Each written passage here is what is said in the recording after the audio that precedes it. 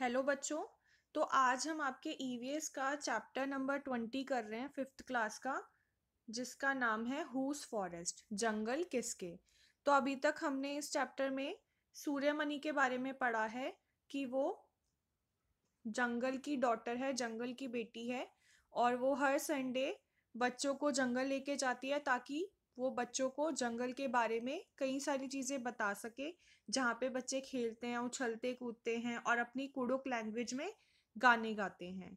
और वो forest people हैं या आदिवासी हैं, और वो जंगल से बहुत प्यार करते हैं। सूर्यमणि को भी जंगल से बहुत प्यार है। अब आगे पढ़ते हैं ग्रोइंग अप। तो सूर्यमणि को बचपन से ही जंगल बहुत पसंद था। वो कभी भी स्कूल जाने के लिए सीधा रोड नहीं लेती थी, हमेशा जंगल वाले रास्ते से वो स्कूल जाती थी। और सूर्यमणि के जो पिताजी हैं, उनका एक छोटा सा फील्ड था। और इसके अलावा उनकी फैमिली फॉरेस्ट से पत्ते और जड़ी बूटियां, हर्ब्स कलेक्ट करते थे और उनको बाजार में बेचते थे।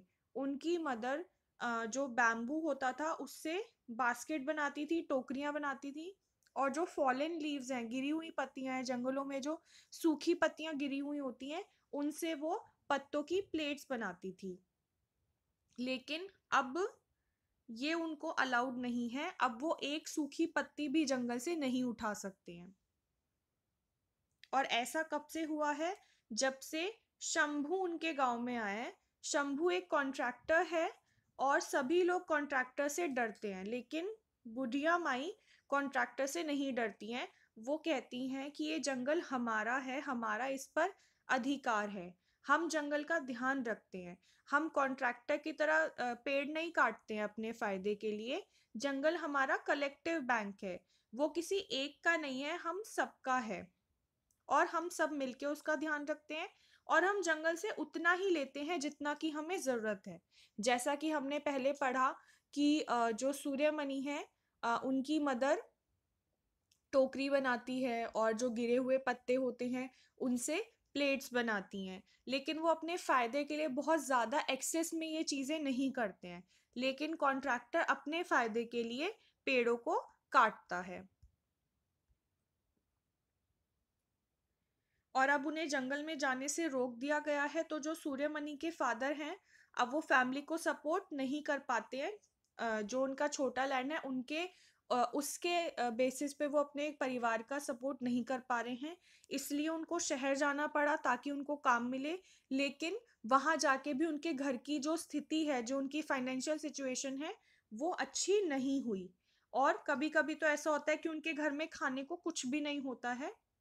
ऐसे में मनिया चाचा उनको कुछ खाना भेज देते हैं, ग्रेन्स भेज देते हैं, गेहूं, चावल, दाल थोड़ा बहुत भेज देते हैं अपने शॉप से। और चाचा ने कोशिश की कि सूर्यमणि का बिशनपुर के एक स्कूल में एडमिशन हो जाए। वहां पे उनको फीस भी नहीं देनी पड़ेगी, यूनिफॉर्म और बुक्स के पैसे भी नहीं देने पड़ेंगे। सूर्यमणि वहां नहीं जाना चाहती थी क्योंकि वो अपने जंगल के पास रहना चाहती थी। लेकिन मनिया चाचा ने कहा कि अगर तुम पढ़ाई नहीं करोगी तो आगे जाके क्या करोगी? तुम तो भूखे रह जाओगे, बिना पढ़ाई के तुम कुछ भी नहीं कर पाओगे। तो इस पे सूर्यमणि कहती हैं कि मैं क्यों भूखे रहूंगी, जंगल है ना यहाँ पे हमारी हेल्प करने के लिए। तो चाचा ने सूर्यमणि को समझाया कि we are being moved away, कि हमें हमारे जंगलों से हटाया जा रहा है। यहाँ तक कि जंगल भी गायब हो रहे हैं। और जंगल क्यों गायब हो रहे हैं? क्योंकि हम लोग अपने फायदे के लिए, अपने लालच के लिए उनको बहुत ज्यादा यूज कर रहे हैं। वहां पे हम माइंस लगा रहे हैं, डैम्स बनाए जा रहे हैं। इन सब से क्या हो रहा है? डेवलपमेंट हो रहा है, लेकिन फॉरेस्ट जो है वो खत्म होते जा रहे हैं। Believe me, it is important for you to study, to understand about the laws. और इसीलिए वो कहते हैं कि मेरी बात मानो तो मुझे लगता है कि तुमको पढ़ना बहुत ज़रूरी है, क्योंकि जब तक तुम पढ़ोगी नहीं, तुम लॉज को नहीं जानोगी, यानी कि नियम कानून को नहीं जानोगी। और अगर तुम्हें नियम कानून नहीं पता होंगे तो तुम जंगल नहीं बचा पाओगी। तो इसलिए अगर तुम पढ़ाई करोगी तो हो सकता है कि तुम जंगलों को बचाने में हमारी मदद कर सको। छोटी सूर्यमणि ने ये बात सुनी और उसने ये समझने की कोशिश की कि चाचा उसको क्या बताना चाह रहे हैं। अब इसके बाद क्वेश्चंस देख लेते हैं। The contractor did not allow Suryamani's people to go into the forest. Why? Contractor Suryamani और उन लोगों को फॉरेस्ट में नहीं जाने देना चाहता है। तो आपको क्या लगता है कि ऐसा क्यों होता है, या ऐसा क्यों वो ऐसा क्यों करता होगा? तो इसका रीज़न ये हो सकता है कि कॉन्ट्रैक्टर चाहता है कि वही फॉरेस्ट का यूज़ करे और कोई उसको यूज़ ना करे, इसीलिए वो उन लोगों को फॉरेस्ट में जाने से रोकता होगा, और वो एक पावरफुल आदमी होगा, इसलिए गांव के लोग उससे डरते होंगे। Who do you think the forest belongs to? आपको क्या लगता है फॉरेस्ट किस किस को बिलोंग करता है, फॉरेस्ट किस किस का है? तो हमें ये लगता है, या सही मायनों में फॉरेस्ट हम सबका है। We all, forest belongs to all of us, कि किसी एक व्यक्ति का ना होकर फॉरेस्ट हम सबका है। बुढ़िया माई said, forest is our collective bank, not yours or mine. Are there other things which are our collective wealth? So if someone uses more, everyone would suffer. बुढ़िया माई ने कहा कि फॉरेस्ट हमारा कलेक्टिव बैंक है, ना ही सिर्फ मेरा, ना ही सिर्फ तुम्हारा, हम सबका। तो क्या और कई चीजें हैं जो इसी तरह से हम सबका कलेक्टिव बैंक है? तो इसका आंसर है यस। ग्राउंड वाटर, जो जमीन का नीचे का पानी है, वो हम सबको बिलोंग करता है। मिनरल्स, फॉसिल फ्यूल्स, ये सब चीज़ें क्या हैं, जैसे कि पेट्रोलियम, सीएनजी गैस, ये सब हम सबको ये हम सबकी कलेक्टिव वेल्थ है। तो इसका हमें सोच समझ के इस्तेमाल करना चाहिए, क्योंकि अगर हम इसको बहुत ज़्यादा यूज़ करेंगे, एक्सेस में यूज़ करेंगे, तो आगे आने वाली जनरेशन्स को ये नहीं मिल पाएगा। नेक्स्ट है सूर्यमणि's जर्नी। सूर्यमणि अपना स्कूल देखकर बहुत खुश हो गई। क्यों? क्योंकि उसके स्कूल के पास ही एक घना जंगल था। सूर्यमणि ने बहुत मेहनत से पढ़ाई करी और बीए पास किया, और स्कॉलरशिप मिलने के बाद, यानी कि उसको स्कॉलरशिप मिली और उसने बीए तक की पढ़ाई करी, और वो अपने स्कूल की पहली ऐसी गर्ल थी जिसने पढ़ाई की थी। While she was in college she met Vasavi दीदी, अ जर्नलिस्ट।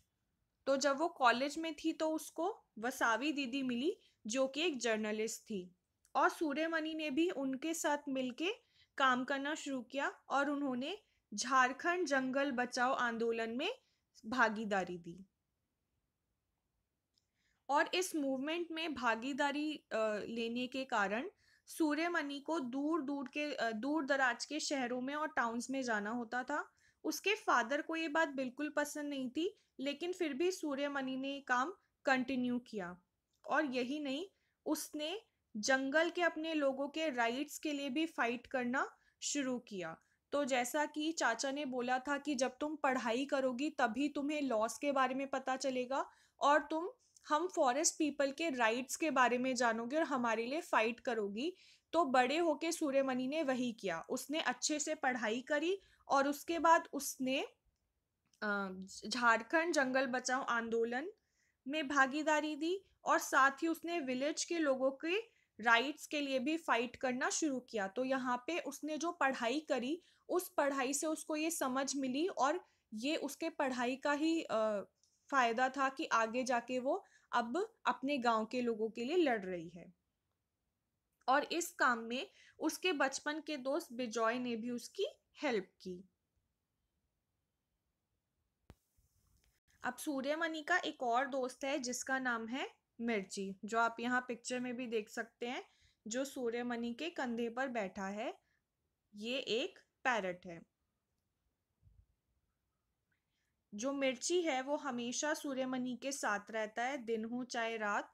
और सूर्यमणि अपने सभी थॉट्स और ड्रीम मिर्ची के साथ शेयर करती है, और मिर्ची उनको ध्यान से सुनता है और की बोलता है। सूर्यमणि का एक सपना है, उसका सपना है कि जो उसकी कुडुख कम्युनिटी है उनको आदिवासी होने में प्राउड फील हो, उनको शर्मिंदगी फील ना हो, उनको प्राउड फील हो कि वो एक आदिवासी कम्युनिटी है।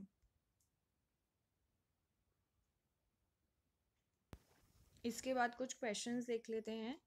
Some people have moved so far away from forest that they can't understand the lives of forest people. Some even call them jungly.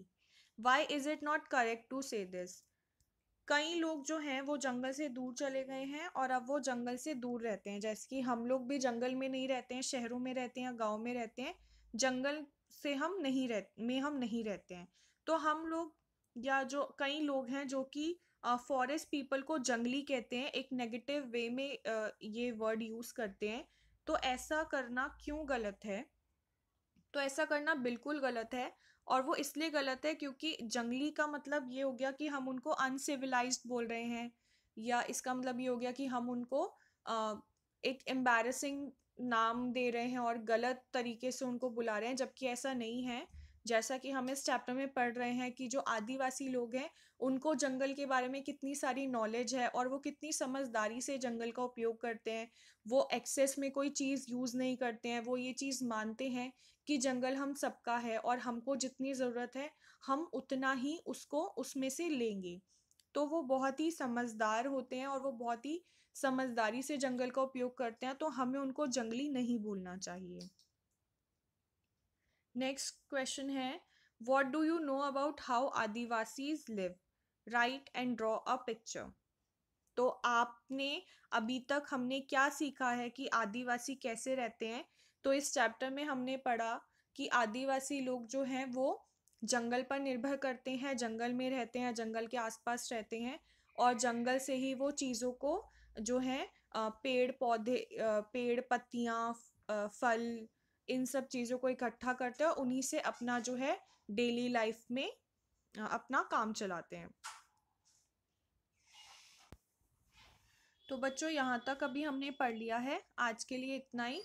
फिर इसके आगे का चैप्टर हम नेक्स्ट वीडियो में कंटिन्यू करेंगे।